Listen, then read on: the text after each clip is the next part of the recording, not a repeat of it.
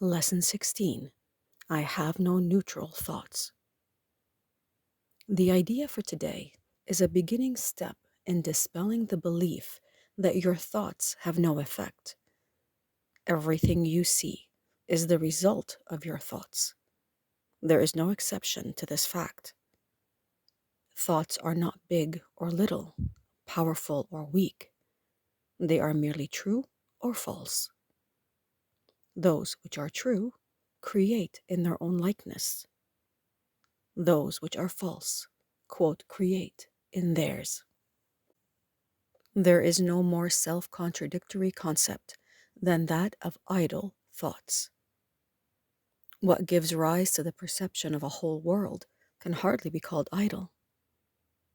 Every thought you have contributes to truth or to illusion. Either it extends the truth or it multiplies illusions. You can indeed multiply nothing, but you will not extend it by doing so. In addition to never being idle, salvation requires that you recognize that every thought you have will bring either peace or war, either love or fear. A neutral result is impossible because a neutral thought is impossible.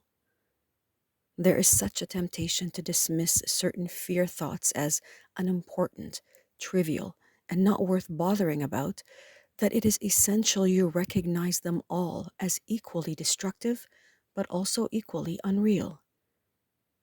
We will practice this idea in many forms before you really understand it.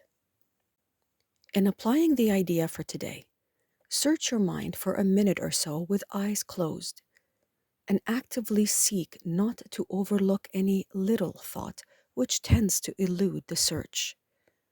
This is quite difficult until you get used to it. You will find that it is still hard for you not to make artificial distinctions. Every thought that occurs to you, regardless of the quality which you assign to it, is a suitable subject for applying today's idea. In the practice periods, first repeat the idea, and then, as each thought crosses your mind, hold it in awareness while you tell yourself, this thought about X is not a neutral thought. That thought about X is not a neutral thought. As usual, use today's idea whenever you are aware of a particular thought which arouses uneasiness. The following form is suggested for this purpose. Say, this thought about X is not a neutral thought because I have no neutral thoughts.